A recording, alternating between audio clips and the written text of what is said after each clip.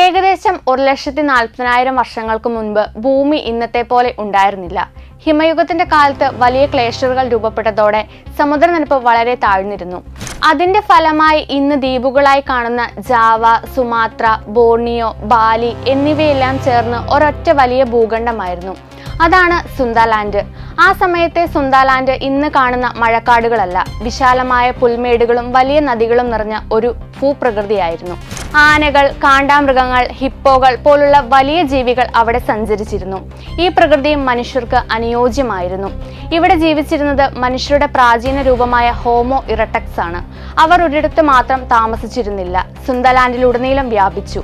സമുദ്രനിരപ്പ് താഴ്ന്നതിനാൽ ദ്വീപുകൾ തമ്മിൽ കരയിലൂടെ ബന്ധിപ്പിക്കപ്പെട്ടിരുന്നു. അതുവഴി അവർ സ്വതന്ത്രമായി സഞ്ചരിച്ചു. ഹോമോ ഇറക്ടസ് കൂടുതൽ ശക്തിയും ബുദ്ധിശേഷിയും ഉള്ളവരായിരുന്നു. അവർ വേട്ടയാടാനും ഭക്ഷണം ശേഖരിക്കുവാനും കഴിവുള്ളവരായി മാറി. നദികളായിരുന്നു അവരുടെ ജീവിതത്തിന്റെ പ്രധാന കേന്ദ്രം. മത്സ്യങ്ങൾ, ഷെല്ലുകൾ, സസ്യങ്ങൾ എന്നിവയെല്ലാം അവരുടെ ഭക്ഷണത്തിന്റെ ഭാഗമായിരുന്നു. ചില തെളിവുകൾ അവർ ഉപകരണങ്ങൾ നിർമ്മിച്ചിരുന്നതിനും കലാസൃഷ്ടികളുടെ തുടക്ക സൂചനകൾ ഉണ്ടായിരുന്നുവെന്നും കാണിക്കുന്നു. പക്ഷേ കാലാവസ്ഥ മാറി. ഹിമയുഗം അവസാനിക്കുമ്പോൾ സമുദ്രനിരപ്പ് ഉയർന്നു. സുന്ദർലാൻഡിന്റെ വലിയൊരു ഭാഗം വെള്ളത്തിനടിയിലായി. ഒരിക്കൽ മനുഷ്യരും മൃഗങ്ങളും നിറഞ്ഞിരുന്ന ഭൂമി കടലിൽ മറഞ്ഞുപോയി. എന്നാൽ ഈ കഥ ഇവിടെ അവസാനിക്കുന്നില്ല.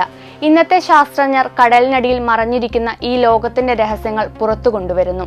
സുന്ദർലാൻഡ് നമ്മെ പഠിപ്പിക്കുന്നത് ഒന്നാണ്: മനുഷ്യർ എപ്പോഴും മാറ്റങ്ങൾക്കനുസരിച്ച് ജീവിച്ചു, പരിണമിച്ചു. ഭൂമിയുടെ ഭൂപടം മാറിയാലും മനുഷ്യന്റെ അന്വേഷണത്വര ഒരിക്കലും മാറുന്നില്ല.